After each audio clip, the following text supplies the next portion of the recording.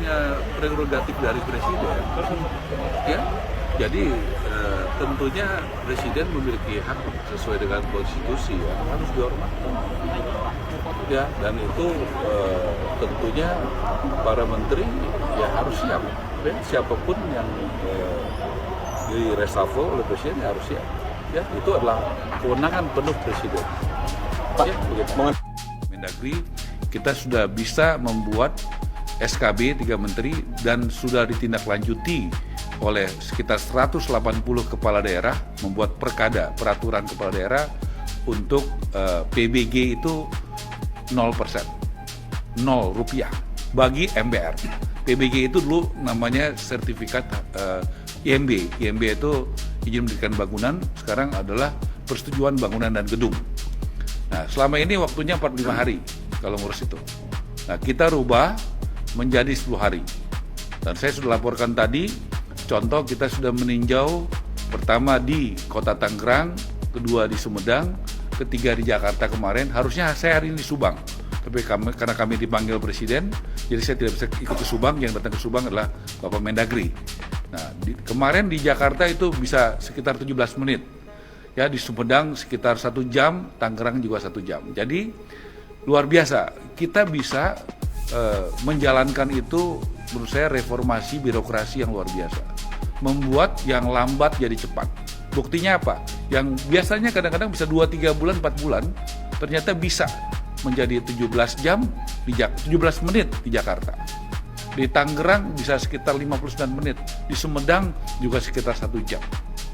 Jadi ini membuktikan bahwa kita ada perubahan mindset, tapi bukan hanya mindset, tapi tindakan nyata. Adillah pada kami tak bodoh, meski memang kami tak pandai, tapi kami berjanji akan tetap mengkritik sesuai isi hati.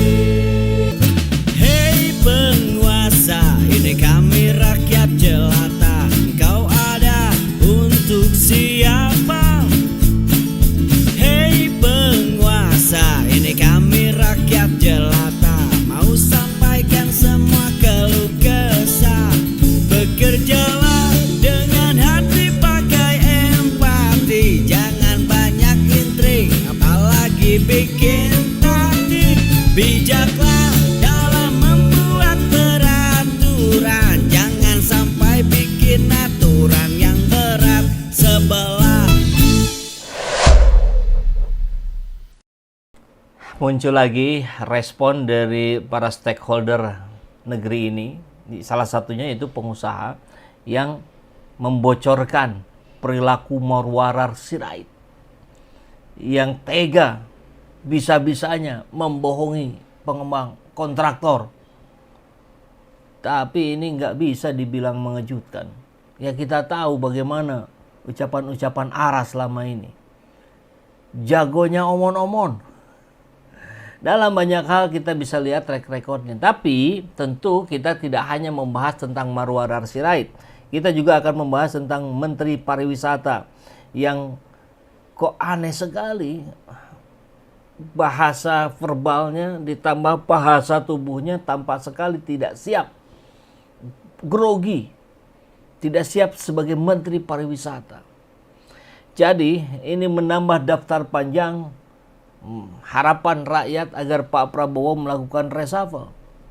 Loh, kok masa baru aja satu kejadian harus direshuffle? Lah, kok untuk negeri ini mau main-main? Kan itu soalnya gitu.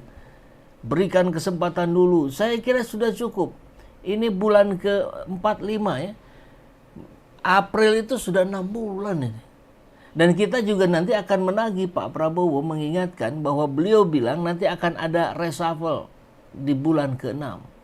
Ya, kita pernah dengar lah beberapa statement yang pernah disampaikan Pak Prabowo itu. Nah, langsung saja kita simak beritanya. Kapan menteri-menteri ini di reshuffle?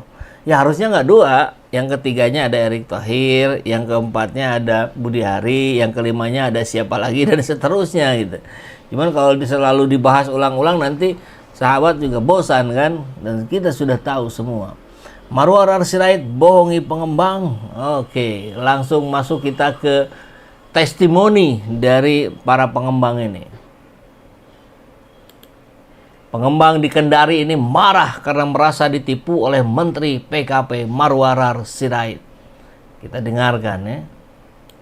Sekarang saya merasa marah sekali. Sebagaimana saya sebagai pengembang perumahan merasa ditipu, merasa dibohongi, merasa diprank oleh Menteri ARA, Menteri Kawasan Permukiman dan Perumahan. Dengan pernyataannya yang terlihat di media seakan-akan kinerjanya bagus, seakan-akan programnya bagus, tapi pada kenyataannya di lapangan nol dan tidak ada sama sekali. Menteri ARA menyatakan bahwa penerbitan IMB bisa selesai dalam waktu 30 menit. Ini adalah PBG ya, dari lambat menjadi cepat, tidak sampai 1 jam, bisa 14 menit. Jadi kebijakan ini yang tadinya bayar jadi gratis, dan yang tadinya lama jadi cepat. Bohong itu semuanya. Seandainya ada bapak saya, kalau tidak pakai orang dalam, jangan harap.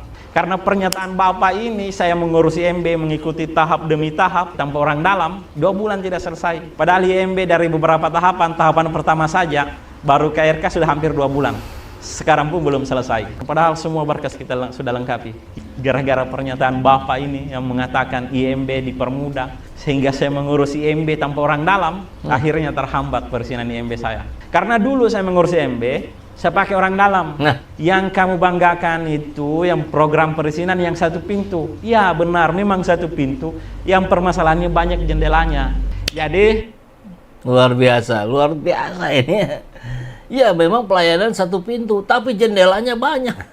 Tiap jendela pada minta duit. Dan jujur lagi ya, Bapak ini jujur, kalau selama ini saya pakai orang dalam. Ya karena kalau nggak pakai ordal ya nggak beres-beres. Nah, ini katanya ARA sekarang sudah bisa lebih cepat. Ternyata bohong. Jadi hati-hati ya. Hati-hati nih, ucapan itu para pemimpin itu Anda didengar, direkam, dan akan berpengaruh. Lihat tadi bahasa tubuhnya sampai kalau ketemu, itu kan luar biasa, itu sebuah kemarahan yang saya kira sudah ada di ubun-ubun. Ya, mau bagaimana lagi? Ini harus masuk daftar reshuffle. Ini bukan kebijakan sesuai kebutuhan, bukan kebijakan sesuai janji, tapi ini kebijakan sesuai mood. Moodnya ARA. Kan kacau kalau begitu ya. Ini apa nih? Sementara jumlah penduduknya adalah 302 juta. Artinya jumlah kebutuhan rumah ini memang harus mendapatkan akomodasi kebijakan. Selain ini adalah kebutuhan yang mendasar bagi masyarakat atas akomodasi konstitusi, tetapi juga dengan program 3 juta rumah ini, maka pemerintahan Prabowo mempunyai maksud instrumen perumahan ini adalah dijadikan untuk menjadi instrumen menurunkan atau memberantas kemiskinan. Ya, jadi intinya kan ini rekaman ya, kalau rekaman suaranya saja kurang menarik ya. Tapi intinya ini pernyataan dari Ketua Umum Real Estate Indonesia. Presiden Prabowo sudah tidak antusias lagi program 3 juta rumah. Mungkin ini dilihat dari perilaku ARA-nya. Padahal kalau Pak Prabowo Presiden sudah memberikan sebuah instruksi, ini dilanjutkan oleh para menterinya. Ini tugas para menteri, Anda sebagai pembantu Presiden, bukan bikin kebijakan baru. Nah, ini harus menjadi catatan semua ya. Makanya sulit akhirnya kemudian kita bisa percaya. Nah, siapa ARA? Ya lulusan kader PDIP, diingatkan oleh Wieti. Seperti juga Jokowi, Gibran, dan Bobi Nasution, para lulusan PDIP. Aduh, ya, dan bukan hanya ARA yang kemudian disorot oleh rakyat untuk segera diganti, tapi juga menteri-menteri yang lain. Kita lihat. Jangan menunggu terlalu lama, kata Rupert Fish, untuk mengganti menteri yang tak becus. Rakyat terus melihat dan menderita. Ya karena mereka digaji oleh uang rakyat ya. Saya kira Pak Prabowo memang sudah mesti memberikan bukti. Kemarin sudah 1 orang tuh katanya mengundurkan diri, walaupun sebenarnya ya di reshuffle juga ya, Menteri Pendidikan Tinggi, Ristek. Nah sekarang yang lain-lainnya ini yang ditunggu oleh masyarakat. Oke. Bergurunya ke Mulyono sih, jadi bohong itu sudah jadi makanan. Nah, itu dia. 10 tahun gitu. Ada pemimpin itu yang ditiru oleh bawahannya. Kapan lebih cepat lebih baik? Ini gurunya Jokowi sih, dia termasuk ternak Mulyono. Rezim full kebohongan berkelanjutan. Oh, ini harus dipangkas, tidak boleh berkelanjutan ya, harus dipangkas. Dari hormati lah, saya juga tidak panggil Bapak. Kemudian yang kedua, karena judulnya koordinasi, saya sampaikan di forum ini bukan suasananya seperti subordinasi antara atasan bawahan. Di sini adalah punya posisinya masing-masing. Saya sampaikan kepada Pak Menteri yang terhormat, seperti suasananya subordinasi dengan kita. Ya, apalagi ke saya bilang kau gitu. Oh ya, oke. Mari saya sampaikan. Saya sebagai rakyat juga pemilik kedaulatan di Republik Indonesia. Ya. Dan kami juga sudah berkontribusi terhadap perusahaan rumah FLPP dan MBR, itu sudah bayar pajak, PPH, BPHTB, menelan juga PPN yang diberlakukan oleh pemerintah. Jadi tolong suasananya, bikin suasana yang adem lah gitu. Suasana yang sejuk, tidak seperti rapat subordinasi. Kalau Bapak dengan bawahan boleh. Tapi dengan kami adalah kami diundang judulnya koordinasi.